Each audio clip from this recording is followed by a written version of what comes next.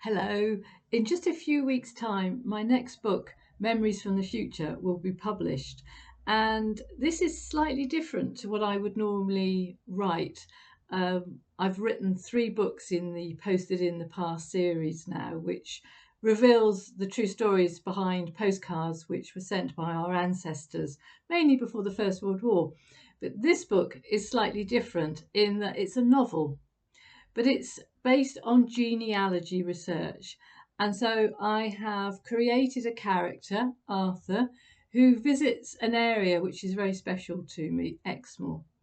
He's there in around 1911, and with very few exceptions, the people he encounters are people who would have been in the area at the time. A waitress in the hotel, Florence, for instance, carriage drivers, hotel owners, pier masters, all of these characters that are weaved through the plot are real people. And it's been absolutely fascinating to research all of these people in the same way that perhaps you've researched your own family tree, because I do feel very attached to these people. Now, of course, I'm still using postcards in this book. Uh, I have created the character of Arthur, who is sending postcards home to his wife who lives in London.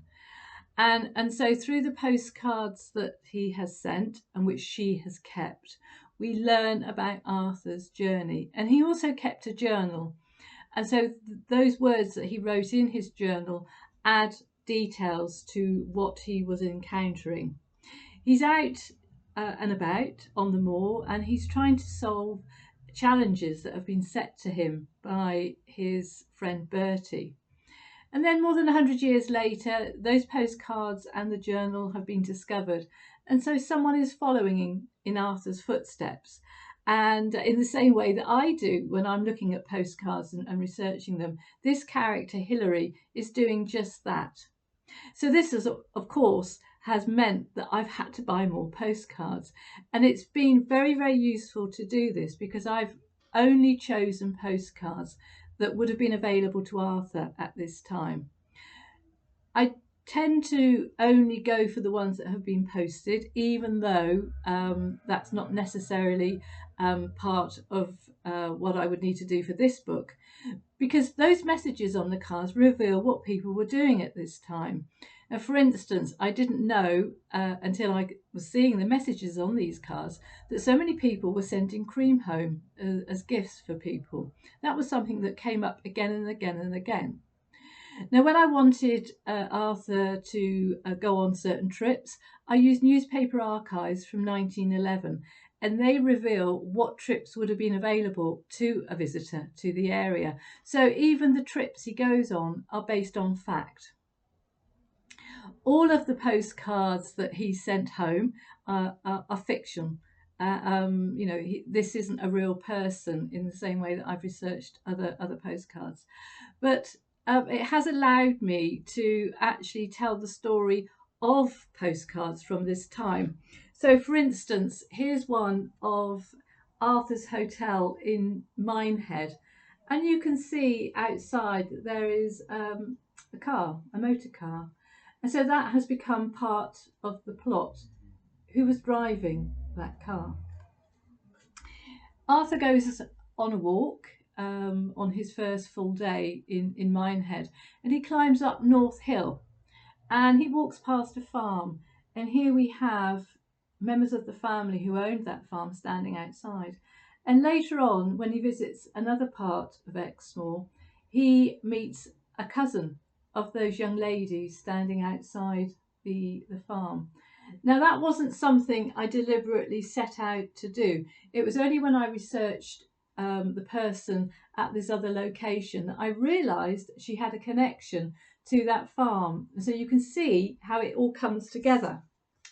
This is another place that Arthur visits, Porlock Weir. And you can see in this postcard that there are horse-drawn vehicles as well as a motor car as well. So this is a period of our history where you have motor cars coming in, but also horse-drawn vehicles were still needed. For instance, Porlock Hill, a very steep hill, could be reached. You could reach the summit in a motor vehicle, but it wasn't a common occurrence at this time. And so horse-drawn coaches and charabancs were used. And so you have this beginning and this ending of modes of transport in this particular region. Now, one thing I did discover in these postcards that I just had to buy was how many of the views included monkey puzzle trees.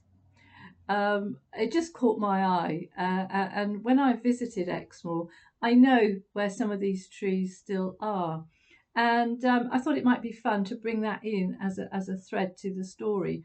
And this is something that is described in the book. It's a seed from a monkey puzzle tree. You can buy anything on eBay, can't you? Anyway, that's a little insight into the book. The cover is still being designed by my cover designer, and as soon as I have that, I will be sharing it on social media. And of course, I will announce exactly when the book can be purchased. It's a treasure hunt. It's a history. It's a guidebook to Exmoor, and I think, well, I know I have loved researching it. I've loved meeting these people that lived there in 1911, and I hope I've done their stories justice. Thank you for watching.